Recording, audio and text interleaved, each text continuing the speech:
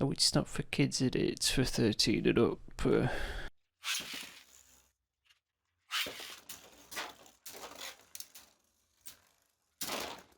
Hello everyone, it's Rhoda, and today I'll be looking at a combo recommended in the comments, which is the Galleon attack ring and sub attack ring, with the wide survivor weight disc on the burning Kerberos bearing base with the voltaic ape support part and the Wallborg 2 tip.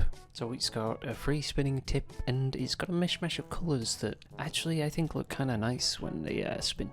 Anyway, just jumping into random battles against things because I wanted to test out some of the new stuff I've got, to be honest. Okay, so the first of many, we've got Gaia Dragoon V. Now, there are a lot of battles cut out of this entire thing because, well, they weren't the most interesting, and, you know, I wanted to keep it a bit shorter. Which is also why I've sped up quite a lot of bits in this, just where there's not much contact. Anyway, now it's on to Seaborg 2. Where my launches were honestly awful. Like, I do not know how they went so wrong. But I kept it in. I thought it was interesting. It lost. And then it just, like, look at that. The pocket, into the pocket, out of the pocket. If it won, that would have been amazing. It didn't. It didn't. Ooh, and this is the last Seaborg too.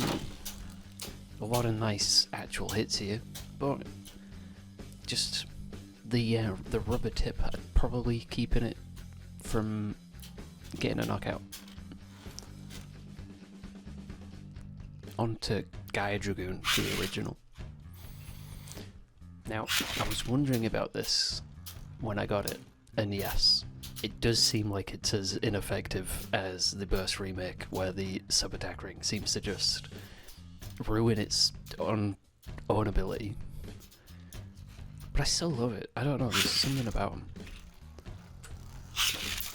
So yeah, there's just something about being able to see it on the recording as well, like how it sort of occasionally shows up and you can see it's been hit. But pretty often. Anyway, I called this Pistol, I think, in the unboxing, but I believe it actually might be Gekiryu or I don't know. I sort of kept these ones in purely because I was surprised that it won. Stamina. Like, they were kind of boring, but I was surprised at how well it did.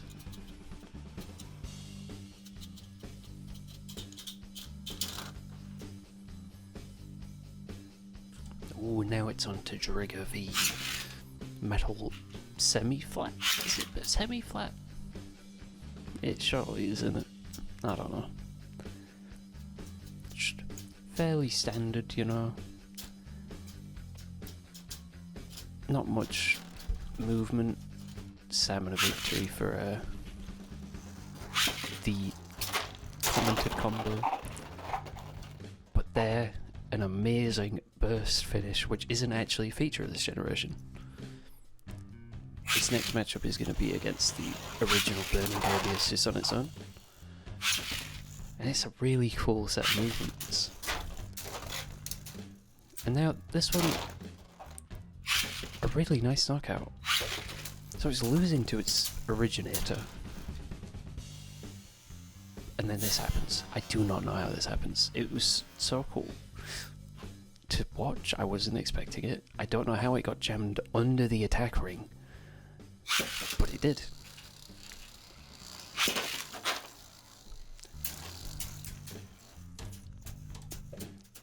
Another fairly standard round here, you know. Sped most of this one up.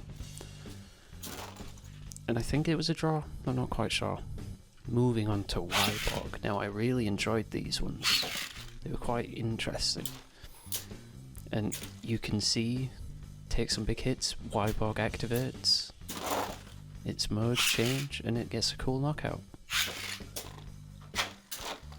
Again, instantly in the change there and a knockout while it flips over.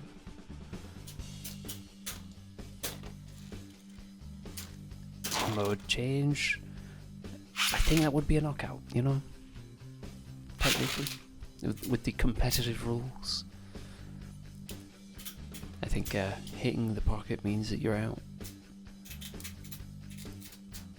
And then, you know, I mean, we give you a standard docile one. Onto Flash Leopard 2, a nice sharp metal tip.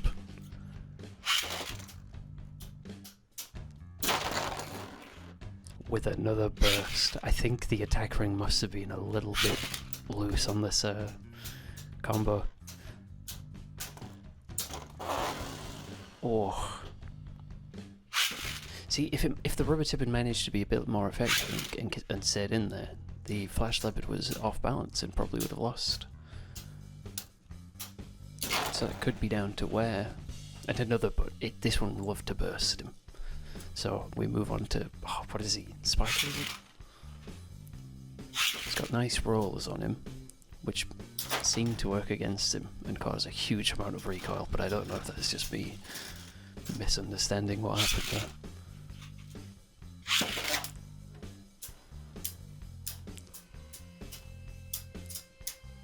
I really like how this one looks. Knife Lizard. Spike Lizard? What was it? Knife Lizard's... Oh, a knockout. Wow. Gals. Yeah, I think Knife Lizard is a name for Gaia Dragoon in Korea. In burst. This is another one where the sub-attack ring seems really ineffective for what you actually need it for. Because he just sort of runs out of stamina very quickly. I could be wrong though. It just seems too long, like reaches out too much. Alright, Trigal. Now, Trigal, I tried about 10,000 rounds, did not activate once. But I condensed it down to these two interesting rounds and then, ooh, it's a draw, so what do I do when I draw? Ooh. I do something that sort of goes against the point of the video, I'll tell you.